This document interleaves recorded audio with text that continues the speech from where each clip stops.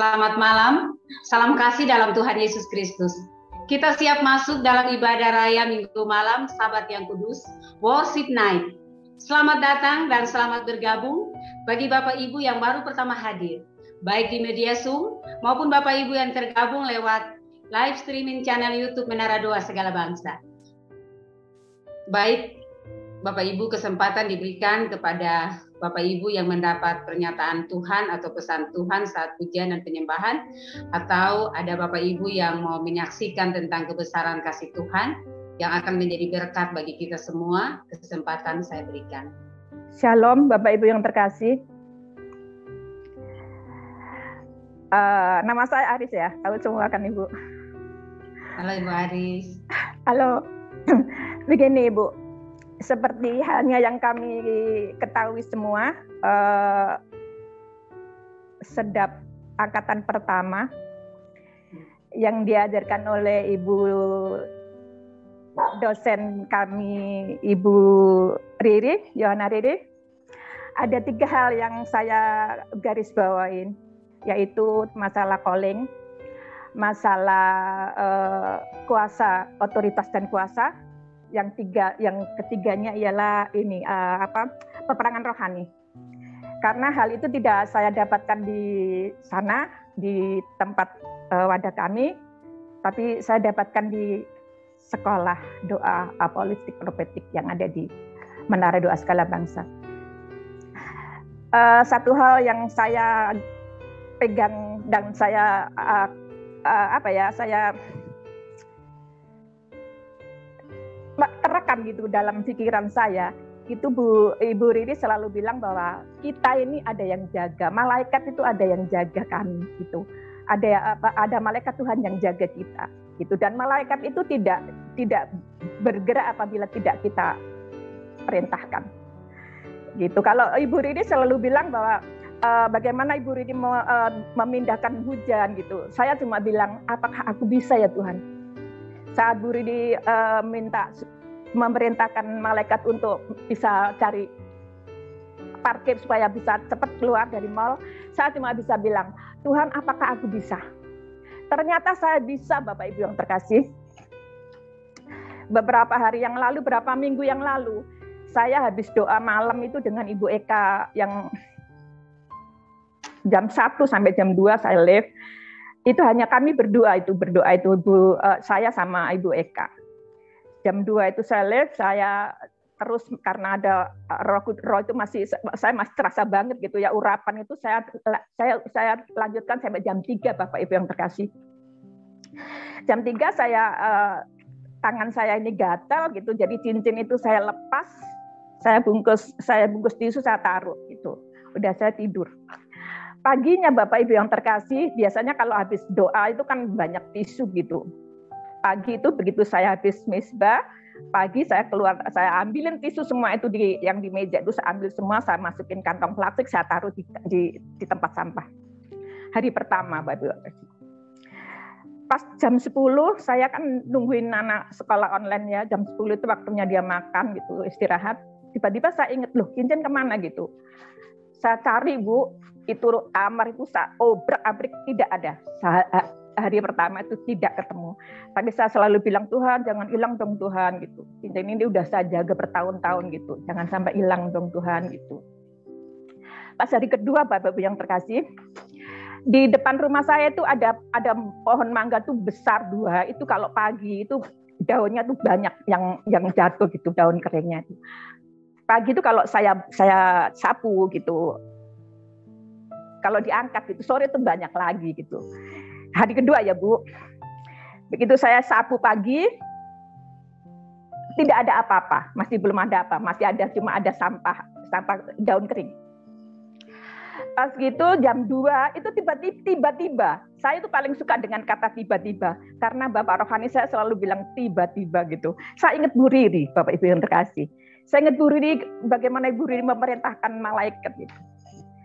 Terus saya perkatakan juga seperti Bu Riri gitu, malaikat aku perintahkan sekarang juga gitu, tunjukkan cincinku adanya di mana. Udah Bu, itu jam 2. Hari kedua. Terus tiba-tiba 4, itu mau saya ambil itu daun-daun kering itu, saya bawa sapu, saya mau ambil. Tiba-tiba Bapak yang terkasih, itu cincin itu bisa ada di situ, gitu. Terus saya kata-kata yang pertama yang keluar dari bibir saya itu tidak, terima kasih Tuhan, tidak. Saya cuma, loh kok bisa ada di sini sih cincin ini gitu, loh kok aneh sih gitu. Tadi pagi belum ada. Terus Roh Kudus Bapak Ibu terus nyentil saya bahwa ada suara lembut di hati saya gitu. Nah, bukannya kamu tadi perintahkan malaikat gitu untuk menunjukkan cincin itu ada di mana? Oh, Bapak Ibu terkasih, itu sapu yang satu saya pegang sapu, saya lempar, saya nangis, saya minta ampun sama Tuhan. Ada 3 hal, minta ampun di antara minta ampun, di antara bersyukur dan malu. Saya cuma bisa bilang, siapakah aku ini Tuhan? Siapakah aku ini? 1 jam Bapak Ibu yang terkasih. Saya cuma bisa bilang, siapakah aku ini Tuhan? Ternyata Bapak Ibu yang terkasih, yang angkatan pertama yang sudah mendapatkan pengajaran dari Bu Riri, pasti sama seperti saya. Saya tunggu kesaksiannya yang luar biasa ya, supaya nama Tuhan dipermuliakan. Tuhan Yesus berkati. Terima kasih. Shalom. Shalom. Silakan Ibu Laura. Shalom. Saya karena ini adalah berkat kejadian waktu hari Jumat, saya karena saya doa tutup mata, jadi saya juga tidak, karena fokus di doa, saya sudah tidak perhatikan apa yang disampaikan oleh Pastor Hebron. Nanti saya sadar kok kenapa ini Pak Timotius sudah berbicara. Tapi saat itu saya damai sejahtera. Yang saya mau saksikan ini, bagaimana orang mau mengalami kemenangan tetapi iblis mau sabot. Saat itu saya secara itu semuanya saya ada rasa rasa malu atau apa. Tetapi saat itu hati saya damai sejahtera. Tetapi setelah beberapa menit itu iblis mau intimidasi, tetapi iblis sudah pakai kata-kata ini di dalam hati saya. Tetapi puji Tuhan, saat iblis mau ambil atas kemenangan saya secara pribadi, tahu-tahu ada suara. Sampai saat ini saya di dalam roh ada satu sosok yang langsung bilang, ingat, kalau orang mau jadi besar harus melewati. Puji Tuhan, saya makanya saya tetap kalau saya bisa bertahan sampai saat ini, itu karena ada kekuatan Tuhan. Saya sangat bersyukur. Sebenarnya saya mau diam, tetapi Amin. Kemarin saya mau sampaikan, tetapi ini kekurangan saya. Saya kalau ada itu cuma diam. Tetapi ini digelisahkan karena di dalamnya ada berkat. Karena itulah yang karakter saya. Jadi saya sangat bersyukur saat saya hadapi itu. Hati saya kok tenang, enggak ada rasa kecewa.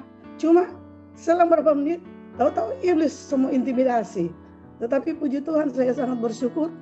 Roh Tuhan yang ada bagi saya pada saat itu langsung sampai saat ini masih di dalam roh tuh ada sosok bilang, ingat kalau mau pakai kalau orang mau pakai akan dipakai lebih besar, harus melewati. Dan puji Tuhan, saya sangat bersyukur sampai saat ini saya kuat dan semangat. Saya tidak akan, karena saya pernah alami. Amen. Saya pernah alami di pelayanan di gereja. Itu saya sebenarnya baru bersaksi tuh waktu orang di Menara Doa. kekurangan saya sampai saat ini dalam pergumulan saya rindu untuk menyampaikan firman. Tetapi karena saya pernah alami, saya sebenarnya mau menyampaikan firman, tetapi pemimpin saya harus, setelah saya menyampaikan firman, saya juga tidak tahu kok sementara disampaikan firman dikasih berhenti. Dan sampai saat ini saya trauma itu masih ada. Dan puji Tuhan saya juga tidak mau akan mengalami trauma seperti ini. Makanya saya sangat bersyukur hari Jumat itu Tuhan itu luar biasa. Langsung ada iblis mau intimidasi, tetapi roh Tuhan langsung bekerja. Dan makanya saya sangat bersyukur saya bersaksi pada malam ini. Saya bisa ada sampai saat ini, saya harus maju, harus melewati itu. Puji Tuhan, hanya itu kesaksian saya. Om, selamat sore. Shalom Pak. Malam. Shalom Pak. Shalom Pak, selamat malam. Halo. Nah, untuk share screen. Suara kurang keras, Pak. Ya, apakah sudah kelihatan share screen-nya?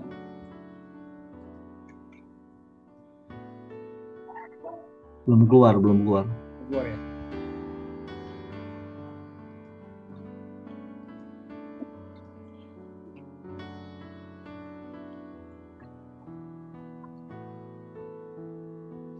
Masih started screen Oh begitu. sharing. Masih sharing.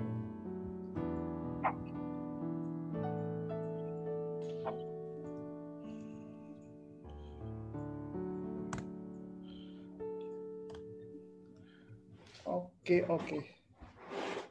Belum kelihatan? Belum Saya keluar, coba Pak. Baru coba. Ya. Kalau Jujur aja has started screen sharing. Oke. Kita tunggu beberapa saat. Kalau nanti memang tidak bisa, saya persilakan dari pihak adminnya, dari Mbak Astrid dan kawan-kawan. Kita masih mencoba. Nah, ini saya juga baru dapat virtual background nih. Jadi bisa sama nanti kayak ibu bapak yang ada di sini kalau misalnya sempat untuk mengganti virtual background.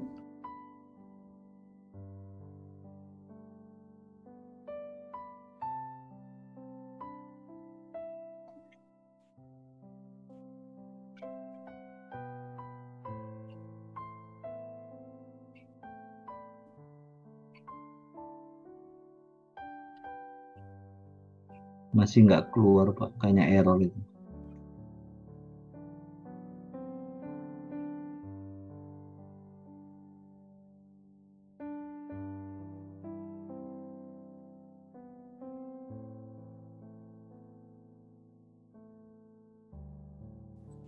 Masih mood, Pak.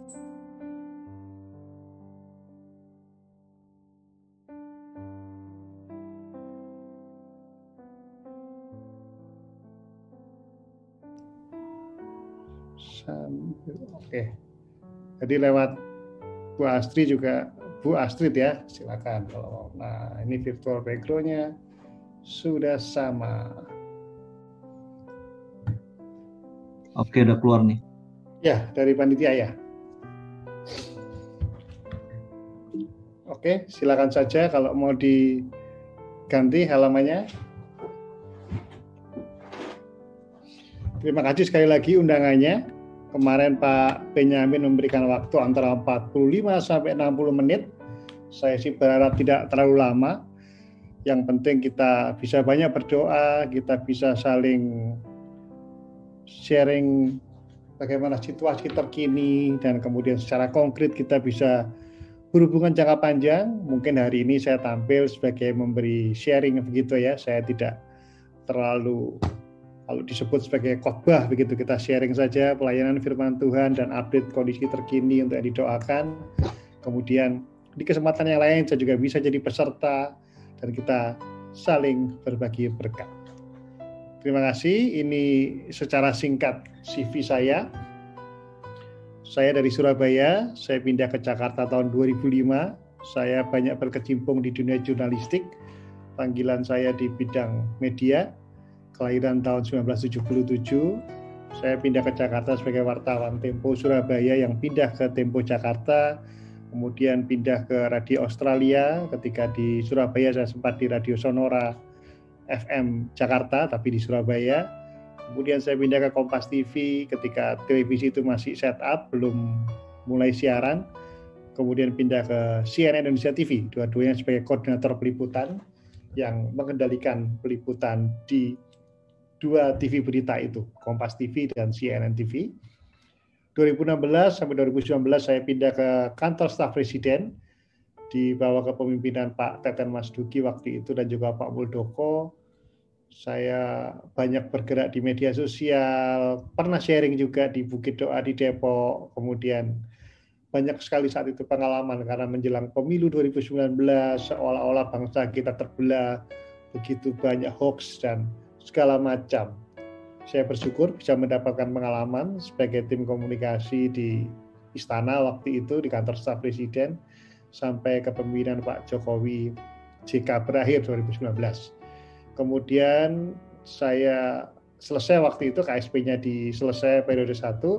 Kemudian kami dari tim yang di sana sudah dipersilakan kembali, ada yang kembali ke pemerintahan kalau dia PNS, ada yang menjadi dosen, ada yang kembali ke swasta. Nah, karena saya dari bidang media, saya mencari tempat yang lain sesuai dengan talenta di mana Tuhan percayakan saya di bidang jurnalistik, di bidang public relation. Saya sempat ke PSSI 2020, kepemimpinan Pak Muhammad Iriawan, Ketua Umum PSSI yang baru waktu itu, lalu kemudian ada COVID, kompetisi berhenti, kompetisi sepak bola kita baru mulai jalan kemarin, 2 hari kemarin, tanpa penonton situasinya. Kita banyak berdoa nanti ya, karena di Inggris, di Italia, di Spanyol itu penonton udah boleh masuk. Tapi nanti kita akan diskusikan dalam materi karena memang vaksinasi di Indonesia masih sangat rendah. Kemudian PSSI agak, ya bisa dibilang limbung waktu itu karena tidak ada uang, tidak ada kompetisi yang berputar. Saya pindah lagi, saya ke kantor prakerja, program prakerja sejak Agustus 2020 sampai saat ini. Ini adalah sebuah program bantuan yang diberikan oleh pemerintah, bebas, semua boleh ikut, yang tidak boleh ikut adalah yang masih sekolah di bawah 18 tahun dan juga PNS, komisaris, anggota DPRD itu nggak boleh. Tapi kebanyakan boleh ikut, tidak hanya untuk pengangguran. Kalau ibu bapak nanti mau daftar kartu prakerja, masih ada 3 gelombang tahun ini, gelombang 2019, gelombang ke-19 ditutup malam ini jam 24.00. Kemudian nanti ada 2 gelombang yang lain. Silakan kalau mau daftar, nanti kalau nggak jelas bisa japri WA saya. Nanti kalau diterima, kalau lulus seleksi akan mendapatkan bantuan 600.000 kali 4 bulan dan ada biaya pelatihan 1 juta rupiah untuk kursus pelatihan online. Ini memang cita-cita Pak Jokowi untuk meningkatkan kualitas SDM menjadi program kampanye beliau saat itu. Next, Mbak Astrid. Itu ya, ini buku-buku yang saya pernah tulis bersama teman-teman. Ini nggak terlalu itu, silakan aja. Saya pernah menulis buku tentang panduan meliput terorisme, tentang COVID, kemudian tentang sepak bola. Oke, lanjut aja. Kemudian cerita ketika di Istana, membuat cerita kehumasan di Istana. Next. Ya, ini beberapa buku-buku yang sempat saya tulis. Ini kalau mau diputar monggo, cuma 1 menit video diputar. Nah, ini sekedar perkenalan singkat saja kalau ada suaranya. Tapi intinya CV-nya sudah saya jelaskan tadi untuk berbagi tentang inilah diri saya. Ini semacam CV ringan saja untuk membagi bahwa saya pernah bekerja di sini, di situ, pernah pendidikan di sini. Nggak bisa jalan ya? Mohon maaf, nggak jadi, Pak. Oke, lanjut. Next. Itu CV kecil saja. Jadi ini yang menjadi bahan sharing, bahan perenungan firman Tuhan kita. Saya memberikan judul seperti di poster itu, No More Fear About the Future and Blame for the Past. Jadi kita menghadapi masa-masa yang penuh tantangan, terutama sejak pandemi COVID-19 ini. 2 hal itu yang ditekankan. Jangan takut akan masa depan dan jangan menyalahkan masa lalu. Firman Tuhan, Ulangan 4 ayat 1-2, 6-8, bisa dibaca nanti selengkapnya. Tapi yang utama adalah sebagaimana Tuhan berkata kepada Israel lewat Musa saat itu. Memang bangsa yang besar ini adalah umat yang bijaksana dan berakal budi. Sebab bangsa besar manakah yang mempunyai Allah yang demikian dekat kepadanya, seperti Tuhan Allah kita, setiap kali kita memanggil kepadanya. Jadi kita imani itu, apa yang dimiliki oleh Israel juga kita memiliki Allah yang sangat dekat. Kalau kita memanggil, Tuhan mendengar.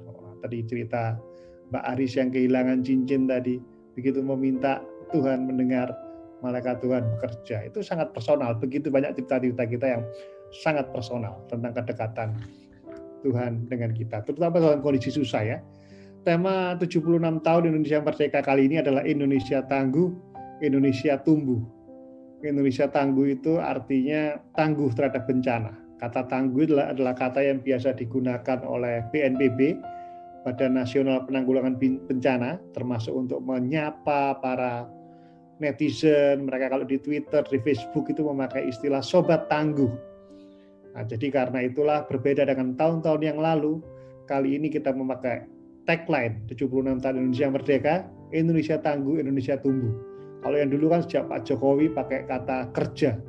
Pernah peringatan kemerdekaan ke-70 temanya ayo kerja, kemudian kerja nyata, kemudian kerja bersama. Pada waktu 2018 kita jadi tuan rumah Asian Games, tema kemerdekaan kita adalah kerja kita prestasi bangsa, karena mendorong sukses Asian Games. Dan yang lalu temanya adalah menuju Indonesia maju. Indonesia unggul, SDM unggul, Indonesia maju. Tapi untuk tahun ini kita masih memaknai pandemi, karena itu memakai tagline secara khusus, Indonesia Tangguh, Indonesia Tumbuh. Pertanyaannya adalah kalau Indonesia tangguh, Indonesia tumbuh, bagaimana dengan diri kita secara personal? Tentu harapannya bukan hanya Indonesia, tapi kita secara personal juga harus tangguh, harus tumbuh. Kita juga dong gitu. Kalau lingkungan kita maju, jangan kita tertinggal. Kita juga harapannya bisa menang terhadap pandemi ini. Next. Oke, bicara tentang pandemi, bicara tentang wabah. Orang Jawa mengatakan pagebluk. Nah, ini 100 tahunan. Dulu ada yang ramai ketika awal-awal COVID, akhir 2019 dan Februari, Maret 2020, bermunculan gambar-gambar atau terminologi seperti ini. Ini hoax atau tidak sih begitu? Ada yang bilang itu hoax karena tahunnya tidak tepat. Bahwa tahun 1720 itu ada namanya penyakit Black Death di Marseille, di Perancis.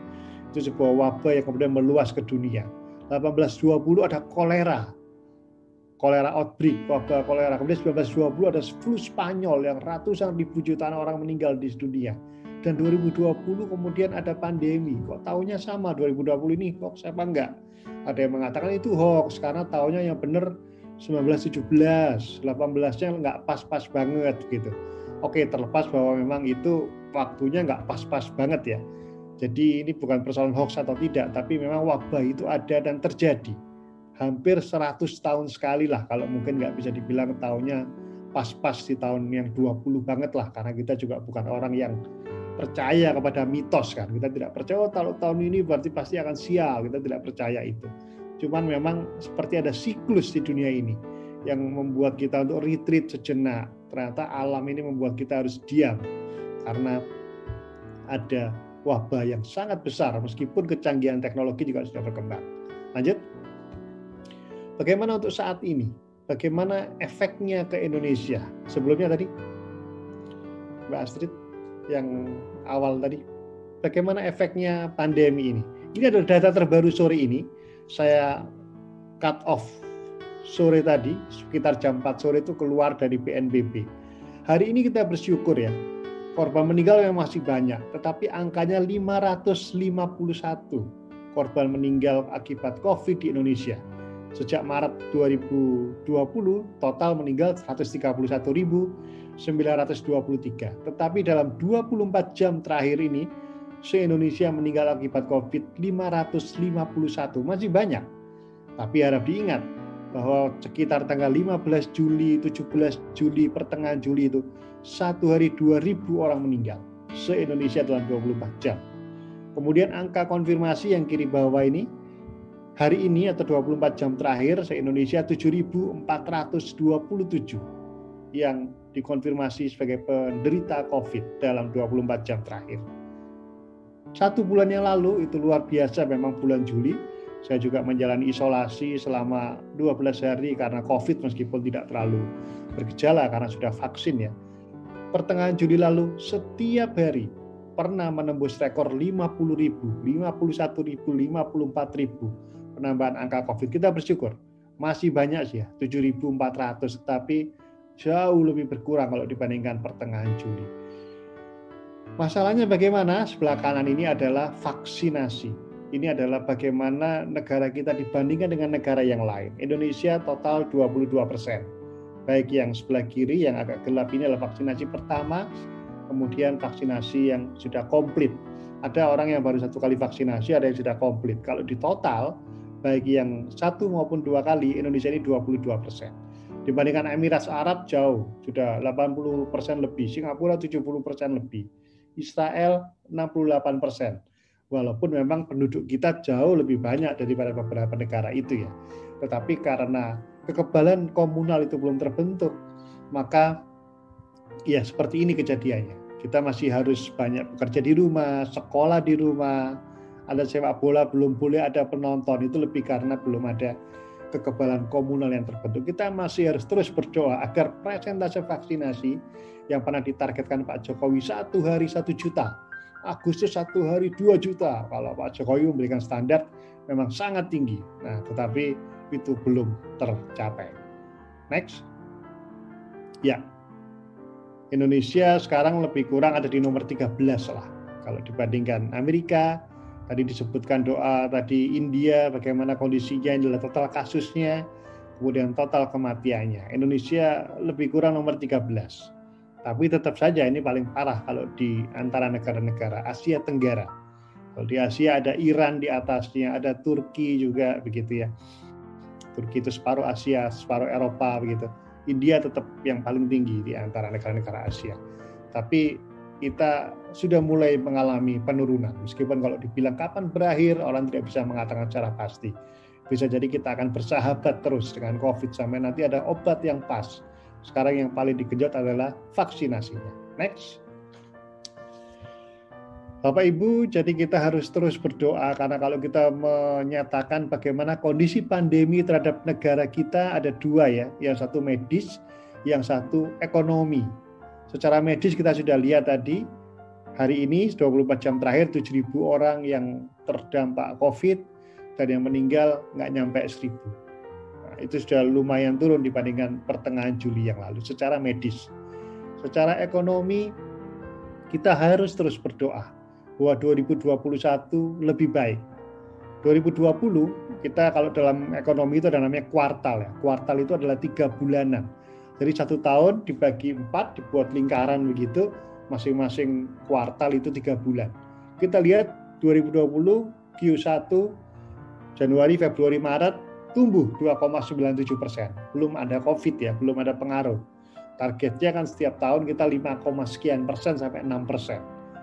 Kemudian kuartal kedua April, Mei, Juni drop minus 5,32. Kuartal 3 Juni, Juli, Agustus. Yang ketiga ya.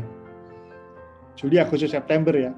Drop 3,49. Tahun lalu kita yang menderita luar biasa. Begitu pula kuartal terakhir harusnya ada Natalan, itu adalah orang spending, uang keluar, daya beli meningkat gitu. Kita minus lagi. Jadi minus 3 kali. Kalau minus 2 kali sebuah negara dalam 2 kali kuartal, itu sudah mengalami resesi namanya. Kita sampai minus 3 kali. Bahkan ditambah dengan kuartal pertama tahun ini, Januari, Februari, Maret 2021, kita minus lagi, meskipun minusnya turun ya.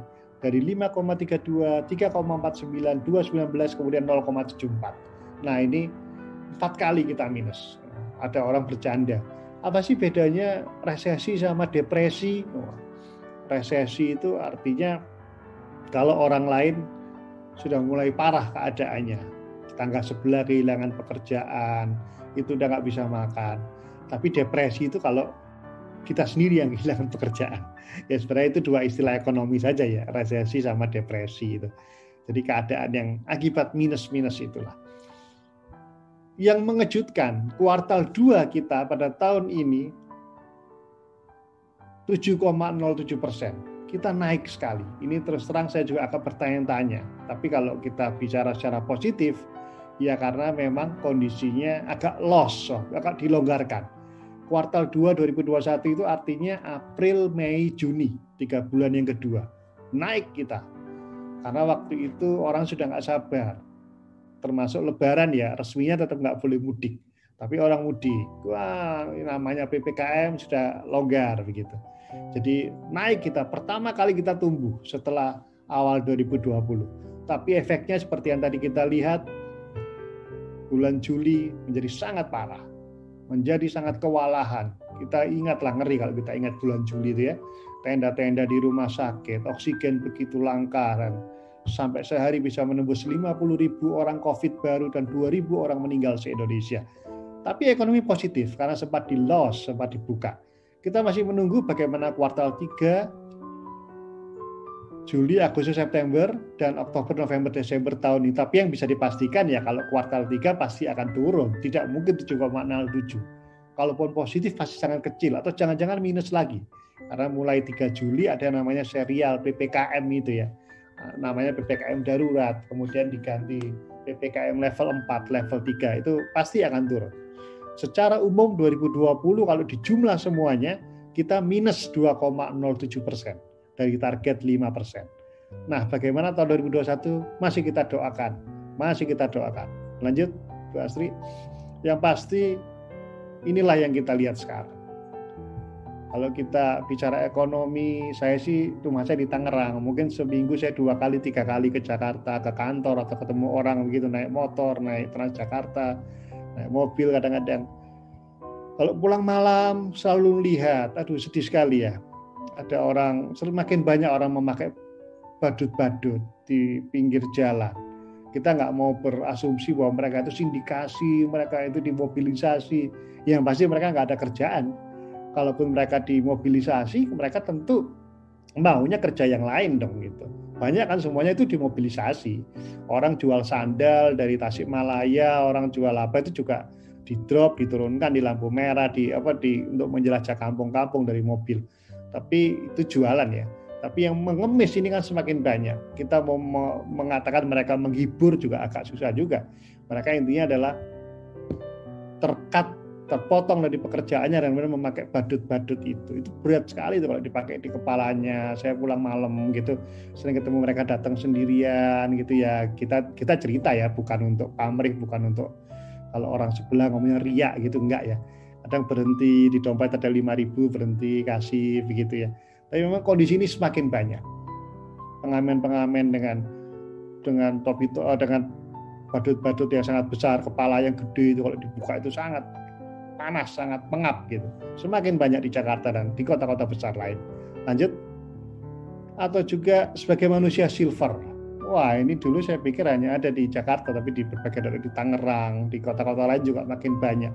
Karena ini nyeleneh ya. Karena orang satu sukses, yang lainnya juga mencontoh. Mungkin juga dimobilisasi. Tapi Kompas juga pernah nulis mereka tidak kenal satu sama lain. Mungkin karena melihat satunya begitu kan. Mereka butuh untuk 1 hari itu ngecat badannya dengan cat warna perak itu mungkin sekitar Rp10.000 itu ada ceritanya di Okizon itu. Kemudian mereka seperti itu di depan lampu merah, ketika lampunya warna merah, bergaya seperti patung pancoran tangannya begitu. Jadi ya saya sering bercanda ke teman saya, kamu mau nggak kayak gitu 1 hari aja 8 jam 10 jam saya kasih 50.000 gitu dicat sama silver gitu. Wah ya nggak mau mas, ini kan rusak semua, gatal-gatal gitu. Tapi itu terjadi dan ini semakin banyak sejak pandemi, sejak PPKM. Menggunakan cat sablon, kemudian menjadi mereka sering gatal-gatal, dikejar-kejar oleh razia Satpol PP. Ini adalah contoh nyata yang semakin banyak kita lihat. Badut-badut yang semakin banyak dan juga manusia silver. Lanjut. Pemerintah bukannya tinggal diam. Jadi ini contoh yang tadi, sebelumnya tadi, before. Pemerintah bukannya tinggal diam, ini adalah contoh-contoh, ada kartu prakerja. Memang kartu prakerja bukan satu-satunya bantuan pemerintah tempat saya bekerja ini ya. Ada namanya program Keluarga Harapan, ada namanya diskon listrik, ada namanya bantuan kuota internet untuk yang sekolah. ada namanya kartu sembako murah. Pemerintah memberikan banyak program keluarga harapan dan segala macam itu. Uang-uang yang harusnya kementerian itu ada perjalanan, rapat-rapat luar kota, luar pulau, itu setiap kementerian ada jatah setiap tahun. Dipotong, dialihkan kepada namanya PEN, Pemulihan Ekonomi Nasional. Jadi harapannya sih semuanya kebagian. Kalau sudah pernah dapat bantuan dinas sosial, tidak bisa daftar di prakerja. Tapi kalau anaknya sekolah, dia bisa aja kan dapat kuota internet. Yang penting pemerintah berjuang luar biasa supaya masyarakat ini tidak sekarat, tidak koit lah, tidak hancur begitu.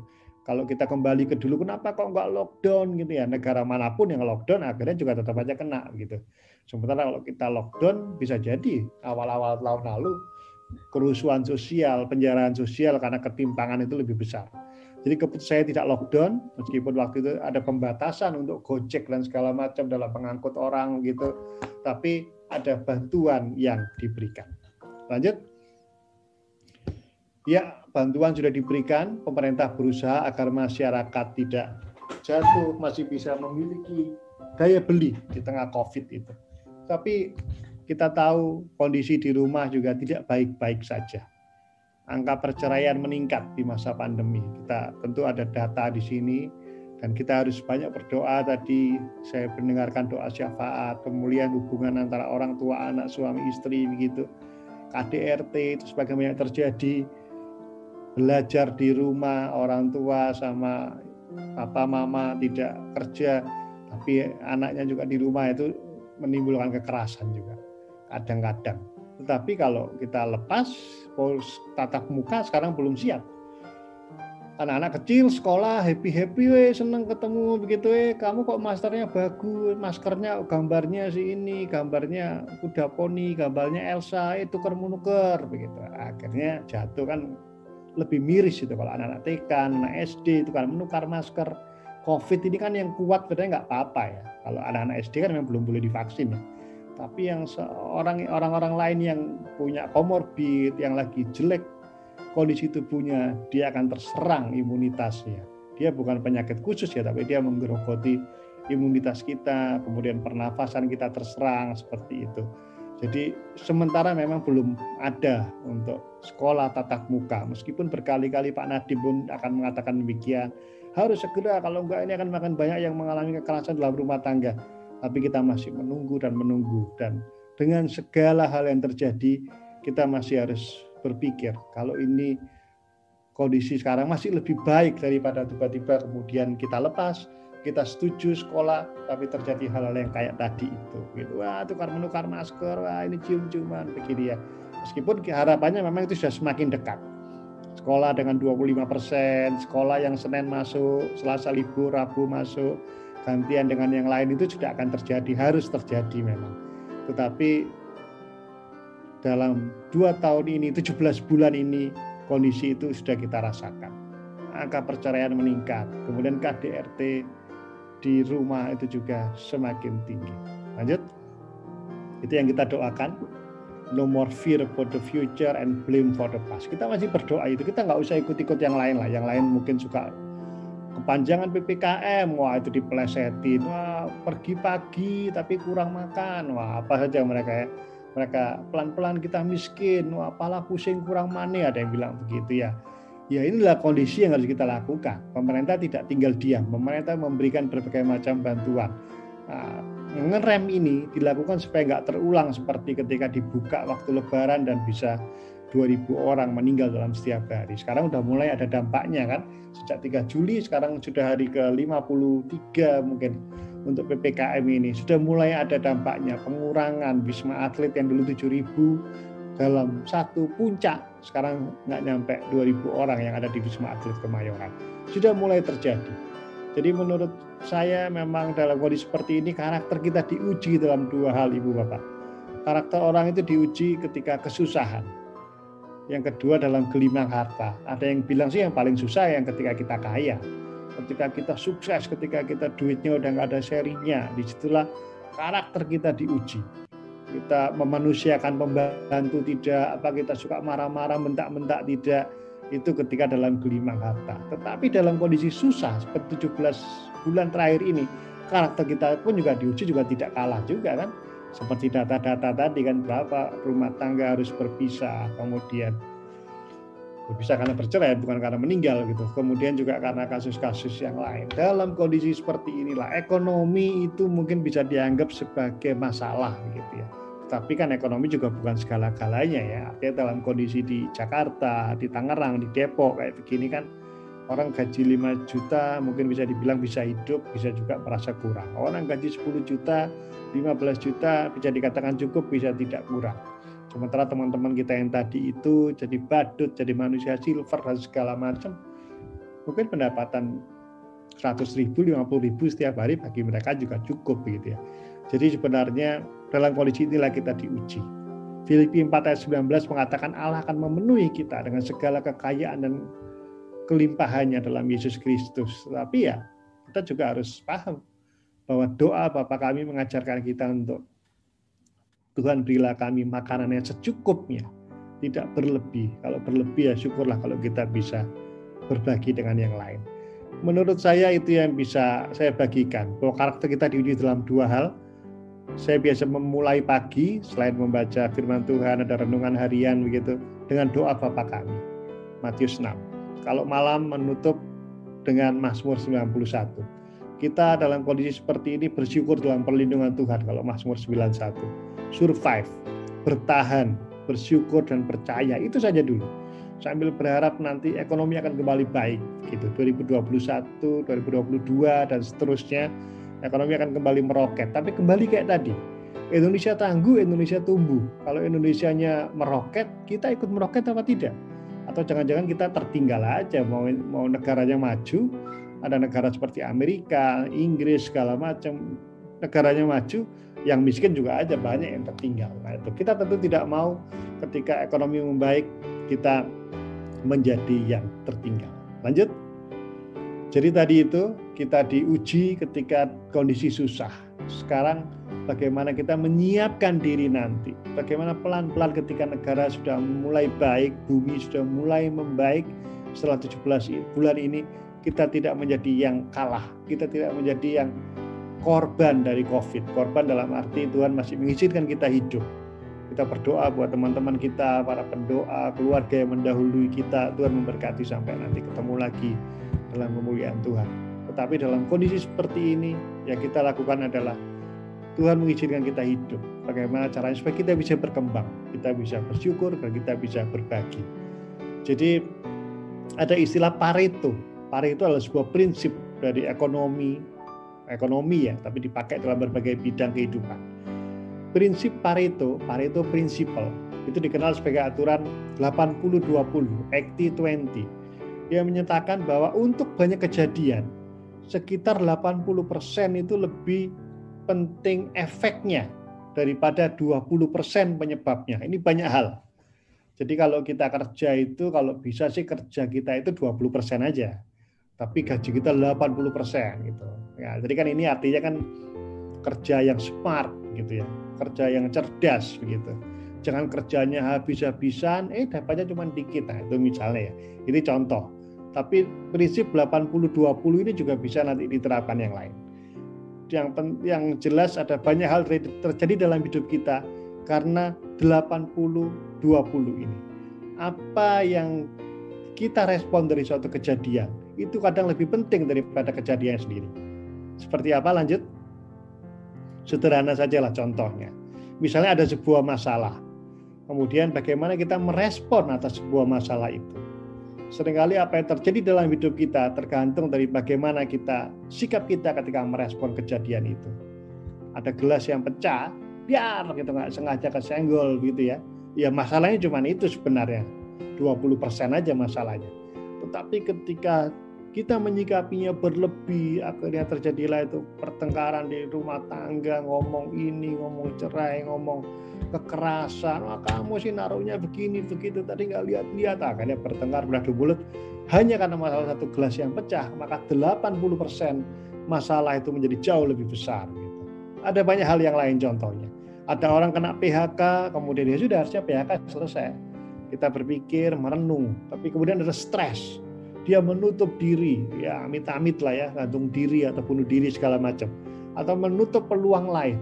Padahal banyak hal terjadi kalau ada PHK, ada cut off dari pekerjaan, kita bisa melakukan hal lebih baik lagi. Ini contoh, ini kalau ada musiknya nanti bisa didengarkan ya. Ini saya tidak sengaja ya, saya kehilangan pekerjaan ketika saya selesai dari KSP awal tahun 2020. Saya mencari-cari pekerjaan, keliling Jakarta. Ini dalam perjalanan saya mau melamar ke sebuah kampus untuk menjadi dosen, kampus Universitas Atmajaya di Penhil. Saya turun dari Transjakarta menuju ke kampus Semanggi. Ini saya rekam pakai video HP. Kemudian ada bapak dan anak. Mungkin kalau sekarang ke situ setiap pagi masih nyanyi di jembatan Transjakarta yang sama ini. Dia nyanyi ini, waktu Tuhan, waktu yang terbaik. Ya, kalau bisa diputar atau mungkin bisa didengarkan di YouTube begitu. Nah, jadi bayangkan seorang keluarga seperti itu. Saya langsung kaget. Saya minta lagi, Pak, diulang lagi dong Pak. Saya ambil videonya begitu ya. Yang nyanyikan waktu Tuhan, waktu yang terbaik. Ini adalah sebuah kisah yang sangat menguatkan. Dalam kondisi-kondisi tertentu sebenarnya bukan masalah itu yang lebih besar, tapi bagaimana respon kita menyikapi sebuah kejadian. Merespon kita sebuah masalah itu kadang-kadang menjadi yang 80% daripada 20%-nya sendiri. Lanjut. Mau diputar Pak, saya stop dulu lalu saya coba kalau bisa lagunya. Kalau bisa. Tapi ya itu lagu sudah akrab dengan kita.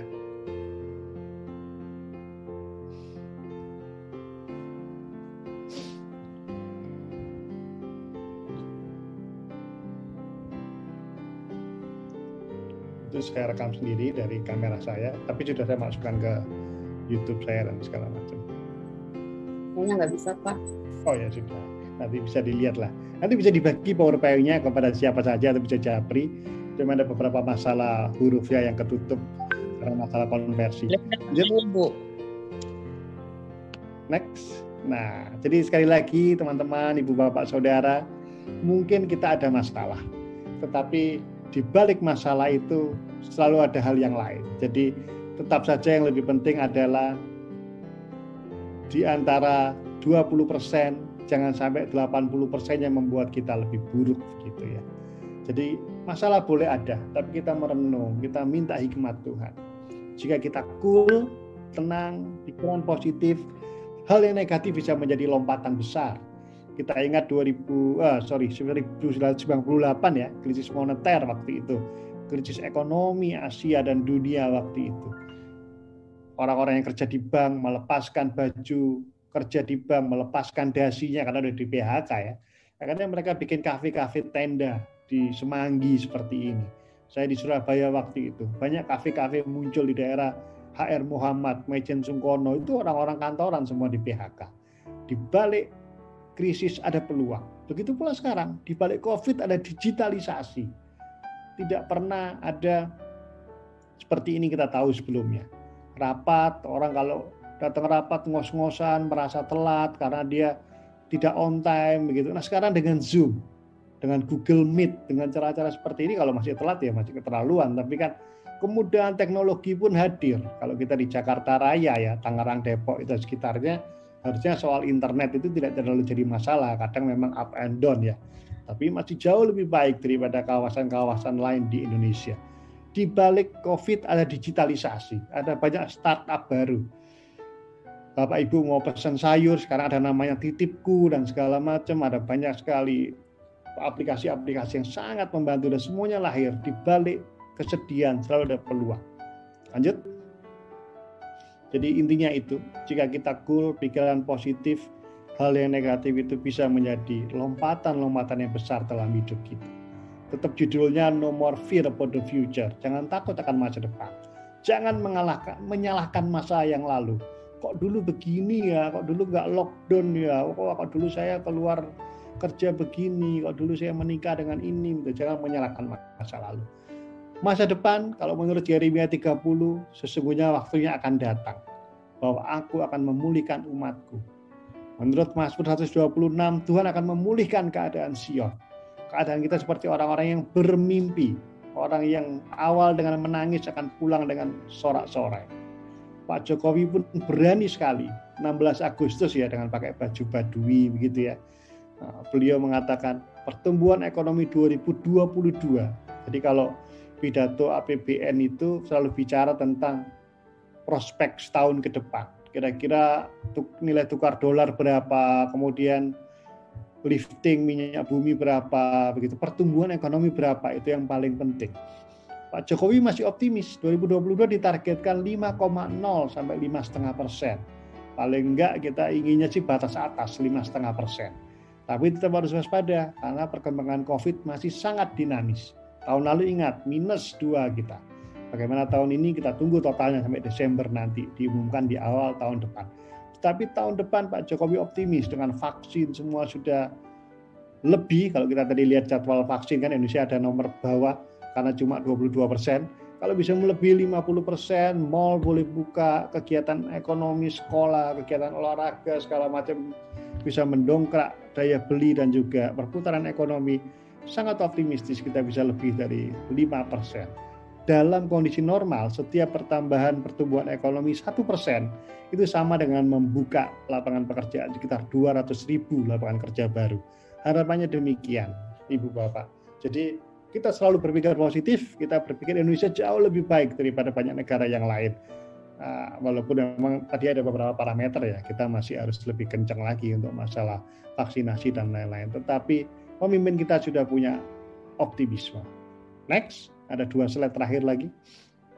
Jadi bagaimana supaya kita tidak ketinggalan, bagaimana supaya kita tidak tenggelam di dalam keberhasilan nanti kalau bangsa kita meroket lagi, atau dalam kondisi sekarang pun ketika yang namanya terpuruk ternyata ada juga orang yang sukses, ada juga orang yang menemukan aplikasi-aplikasi baru, ada juga yang orang-orang yang tetap kaya dan tetap saja bisa diberkati sekali dalam kondisi yang kebanyakan orang terpuruk. Percaya diri, optimistis, tiap membuka dan menutup hari, silakan dengan tradisi, dengan cara masing-masing, saat teduh masing-masing. Tadi saya cerita ya, kalau pagi saya baca Alkitab Matius 6, menutup hari membaca lagi dari Kejadian sampai Wahyu. Setiap malam saya baca 1 perikop dan juga Mazmur 91 begitu. Menutup hari, kita harus optimis. 1, percaya diri, 2, percaya Dia. Bisa juga dibalik, percaya Dia dulu, nggak ada masalah. Yang penting kita percaya diri, karena kita kerja, kita ketemu orang harus confident. Dan juga kita percaya Tuhan, kita percaya Dia. Seperti tadi ya, Yeremia 30, Mazmur 121.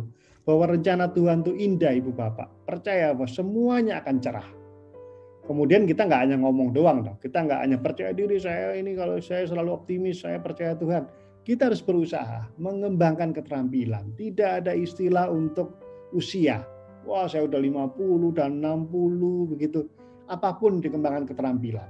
Kalau dulu cuma bisa A, sekarang bisa nambah B begitu. Kalau dulu cuma bisa motret, sekarang bisa bikin video. Kalau dulu cuma bisa masak ini masak. Sekarang bagaimana caranya dari bikin sayur ini kemudian jadi duit. Atau mungkin keterampilan apa? Ibu Bapak yang lebih tahu ya. Kalau saya sendiri ya, saya punya keterampilan jurnalistik. Dulu saya nggak bisa presentasi yang bagus. Ini misalnya, oke, saya coba presentasi, bikin PowerPoint yang bagus. PowerPoint pakai video. Oh, sekarang pakai kamera seperti itu. Meningkatkan keterampilan. Ada banyak cara, kursus-kursus online bisa saya kasih tahu caranya nanti.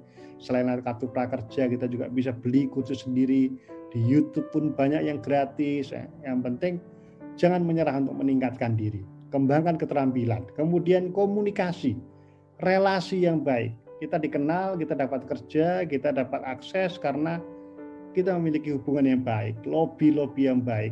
Bagaimana hubungan dengan baik itu akan sangat membantu kita. Mungkin tidak membantu kita saat ini. Mungkin membantu anak-anak kita, anak cucu kita ketika kita memberi rekomendasi. Oh, dulu anaknya ibu ini ya. Oh, anaknya bapak ini ya, begitu ya. Komunikasi, relasi yang baik itu akan sangat membantu kita. Saya juga beberapa kali mendapatkan pekerjaan melamar ya. Secara resmi juga dites memiliki kemampuan.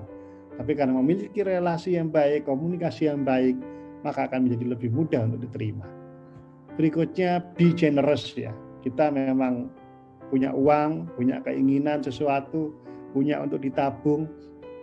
Tapi jangan lupa banyak orang yang begitu kekurangan. Banyak orang yang kalau kita naik Gojek gitu ya, naik motor gitu ya, atau gokar gitu ya, kita kasih tips 5.000, 10.000 itu senangnya luar biasa.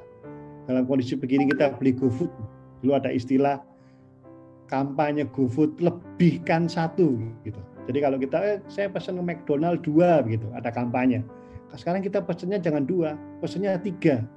Buat kita 2, yang 1 buat drivernya, buat orang yang mesen itu. Masa kamu tega sih dia nungguin 10 menit, 15 menit itu makanan dibuat ngantri, tapi dia sendiri nggak pernah merasakan makanan yang diantrikan itu.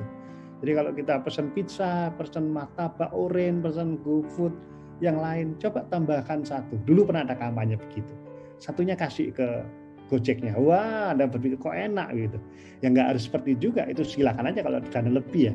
Tapi kalau nggak seperti itu pun dikasih 5.000, dikasih 10.000 setiap orang yang nganterin makanan itu dicantoli di pagar, kita kasih itu atau kita kasih tips secara online ya. Itu sangat senang, sangat berterima kasih. Betul bagi kita ya, itu kan cuma uang parkir misalnya. Jadi jangan lupa kalau kita hukum alam ya, kalau kita memberi pasti akan diberi lagi, karena Tuhan menciptakan kita kan seperti pipa. Pipa itu kalau tidak mengalir ya dia akan mati begitu. Dia harus mengalir dari tempat tinggi, mengalir yang lain. Percayalah bahwa kalau kita selalu mengalirkan, makanya dari atas juga akan terus keluar sumbernya. Yang terakhir, hidup senang. Kita yang sebelumnya tadi, yang garis paling bawah, hidup senang itu artinya kita menyenangkan Tuhan. Menyenangkan diri sendiri, jangan lupa ya, menyenangkan diri sendiri ya. Oh, saya punya me time, sukanya ini, sukanya nonton film Korea, sukanya ke salon kalau udah nggak COVID ya. Nah, itu jangan lupa, kita hidup senang, menyenangkan Tuhan, menyenangkan diri sendiri, dan menyenangkan orang lain.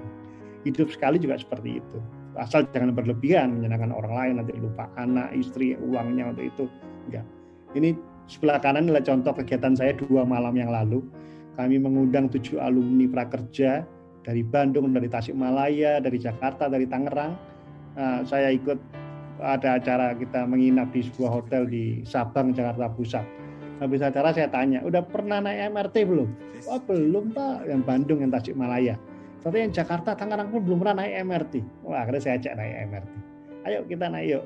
Naik nanti kita jalan ke sini Bundaran HI sampai Lebak Bulus. Kebetulan masih ngejar, puji Tuhan tuh mepet sekali 7:30 malam karena PPKM kan dikurangi itu sampai jam 8 terakhir.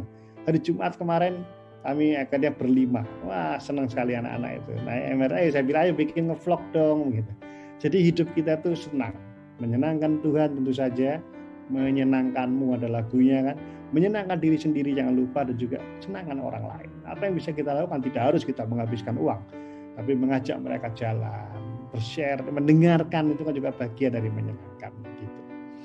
Oke, terima kasih yang saya sharingkan. Yang terakhir tadi ini status WA saya sesuai judul No More Fear About the Future and Blame for the Past. Saya memasang status di WA saya.